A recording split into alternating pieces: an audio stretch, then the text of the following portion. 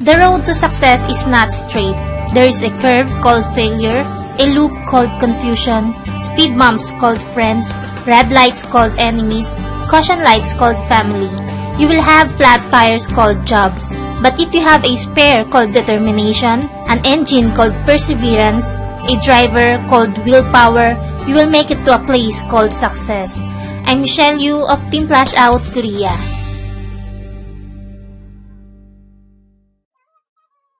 Bago mo simulan ng video na to, panoorin mo muna ang video number 1 ng Marketing Plan 6 Ways to Earn. Makikita mong link sa description box.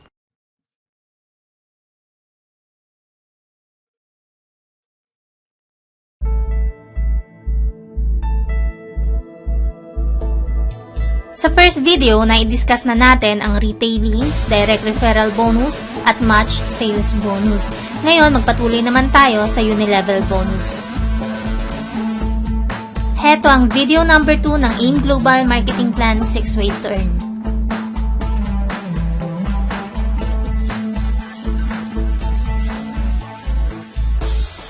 Napakaraming nalilito sa unilevel bonus at stair-step bonus. Ngayon, pipilitin nating i-discuss ito ng pinakamalinaw na maiintindihan ng mga bago nating distributor. Ang unilevel bonus, ito yung 5 to 10% monthly commissions na makukuha mo sa product sales ng yung mga downlines from 1st to 10th level.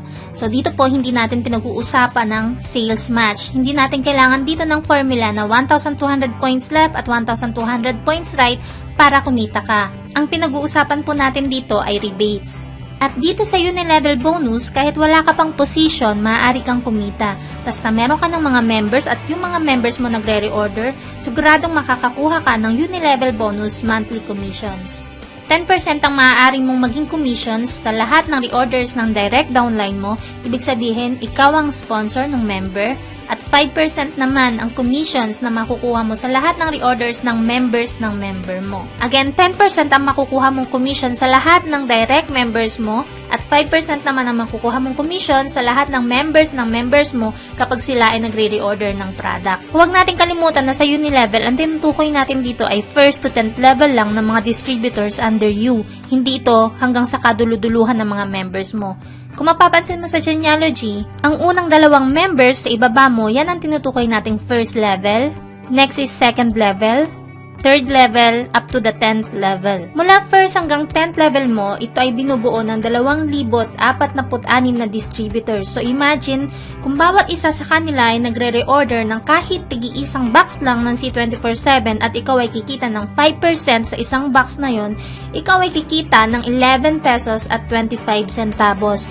Imagine na lang kung bawat isa sa kanila ay magre-reorder ng 1 box, magkano kaya pwede mo kitain sa commission lang? Ipagpalagay natin na 100 sa mahigit 2,000 distributors na to ang nagme-maintain ng tigsa 10 box ng C24/7 sa loob ng isang buwan. At sa bawat box na bibilhin nila, ikaw ay may 5%. Alam mo ba na ikaw ay maaaring kumita ng 11,250 pesos sa commission lang? Worst case scenario pa yan.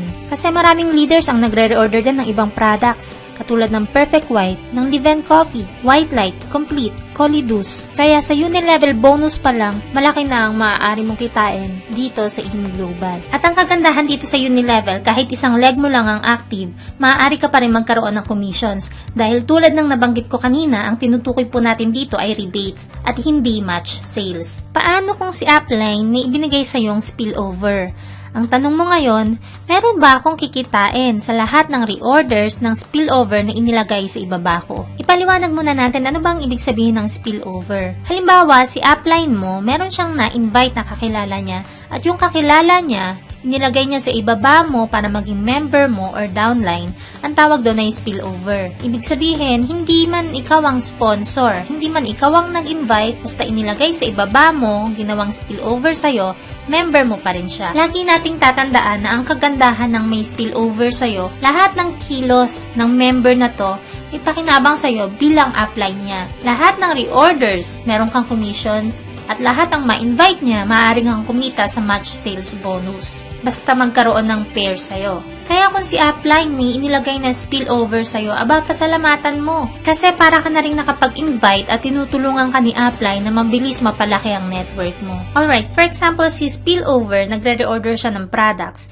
ikaw bilang upline niya, meron kang kikitain 5% sa lahat ng reorders ni spillover. Pero wag natin kalimutan na bago natin ma-enjoy ang unilevel commissions, dapat meron tayong product maintenance every month. Importante ito kung gusto mo magkaroon ng commissions sa unilevel at stairstep. Every month, dapat meron kang total of 0.33 positional points. Maaaring combination ng 2 box ng C247 or 2 box ng complete or combination ng kahit anong products ng AIM Global na merong total of 0.33 positional points. Ang bawat product ay may kanya-kanyang positional points at ito naman yung dami kung ilan ang dapat mong bilhin sa loob ng isang buwan para ma-reach mo yung 0.33 positional points at makakuha ka ng commissions sa lahat ng reorders ng mga members mo or downline. I'm sure pumapasok sa isip mo ngayon ang katanungan na tuwing kailan ako dapat magpasok ng product maintenance ko every month. Sa totoo lang, walang problema kahit anong araw mo ipasok ang iyong product maintenance. Maaari kang magpasok sa first day of the month,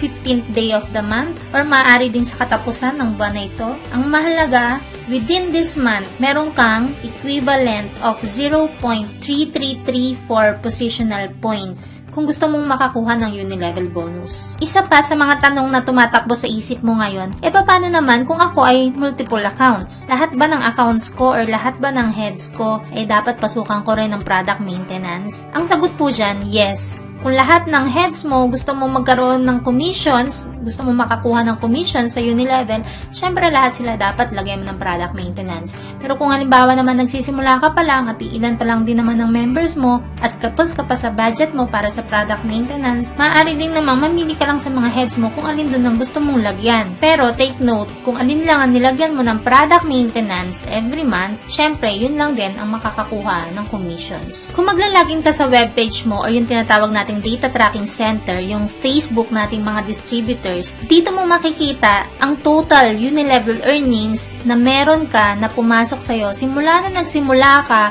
up to now. Ibig sabihin, ito yung kabuang kinita mo sa unilevel commissions. At pumapasok ang commissions natin sa unilevel at stairstep every 15th of the month. Sa totoo lang, ito ang lagi kong inaabangan tuwing 15 ng buwan kasi ang sarap ng may bonus, hindi ba? Okay, magpunta naman tayo sa stairstep bonus. Ito naman ay monthly overriding commission na naka-base sa rank mo. Kung ikaw ay Silver Executive, Gold Executive, or Global Ambassador. Kapag mas mataas ang rank, mas malaki ang commissions. Ano naman ang pagkakaiba ng unilevel sa stairstep?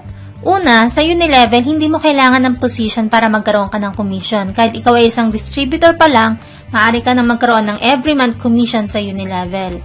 Samantalang sa stairstep naman, kailangan umakyat mo ng rank mo sa Silver Executive para magkaroon ka na ng commissions every month. Pangalawa, sa unilevel, commissions mula sa first up to 10th level ng mga downlines mo ang tinutukoy natin dito. Mapay-spillover man sa'yo o hindi, basta pasok siya doon sa 10th level ng mga downlines mo, maaari ka magkaroon ng commissions. Samantalang dito naman sa stairstep, from first level up to infinity, ibig sabihin hanggang dun sa kaduluduluhan ng mga members mo, maaari ka magkaroon ng commissions. Pero, ang tinutukoy natin dito ay yung direct members mo lang. Ibig sabihin, ikaw yung sponsor ng member. Ang pagkakapareho naman itong dalawa ay yung sabay silang pumapasok sa data tracking center or webpage every 15th of the month. Kanina, nabanggit ko na dito sa stairstep, kailangan magkaroon ka muna ng position bago ka magkaroon ng commission. Ang laki ng commission na makukuha mo ay depende rin sa rank na meron ka. Meron tayong 4 na level, ang distributor, Silver Executive, Gold Executive, at Global Ambassador. Paano naman aakyat ang position mo?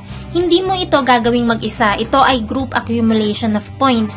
Ibig sabihin, ito ay points na naipon mula sa reorders mo at sa reorder ng buong team mo. Kung ikaw ay bagong register sa AIM Global, ang tawag sa'yo ay distributor. Kapag ikaw naman ay nakaipon ng 10 positional points, aakyat na ang rank mo sa Silver Executive. At kapag ikaw ay nakaipon ng 100 positional points, aakyat naman ang rank mo sa Gold Executive at aakyat ang rank mo sa Global Ambassador kapag ikaw naman ay nakaipon ng 1,000 group positional points. Kapag umakyat na ang position mo sa Silver Executive, magkakaroon ka na ng 10% commission sa lahat ng distributors under your team. Kung ikaw naman ay maging Gold Executive, magkakaroon ka na ng 20% commission sa lahat ng distributors plus 10% commission sa lahat ng Silver Executives sa loob ng team mo. At kapag na-reach mo ang Global Ambassador rank, meron kang 30% commission sa mga distributors, plus 20% commissions sa mga Silver Executive, plus 10% commission sa mga Gold Executive. Dito, habang tumataas ang rank mo, mas lumalaki lalo ang kita mo sa AIM Global. Huwag nating kalimutan na tayo ay may sinusundan na point system. Ang bawat product natin ay may equivalent points. At ang tinutukoy natin sa stair-step bonus ay accumulation of group pre-orders. Halimbawa na lang sa isang box ng C247, ito ay may 0.2 positional points. Ang 5 boxes ng C247 ay katumbas ng 1 group positional point at 50 boxes ng C247 ay katumbas ng 10 group positional points para umakyat ang rank mo sa Silver Executive. Ngayon, paano mo naman malalaman kung anong rank na meron ka?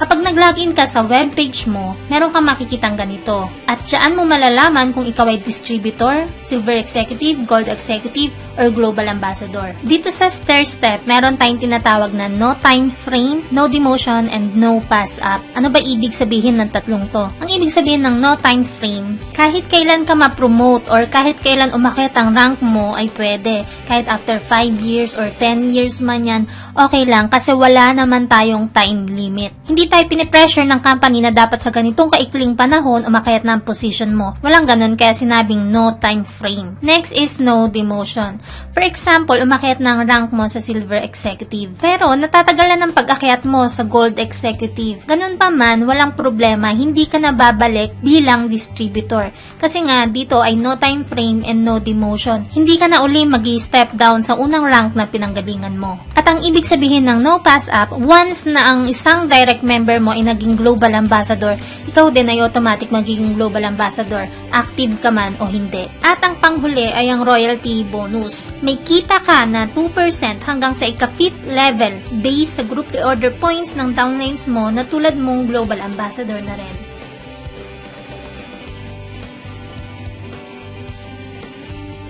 Bukod pa dyan, meron din tayong tinatawag na travel incentives kung saan pwede kang ma-qualify sa mga free trips ng AIM Global, all expense paid with pocket money pa.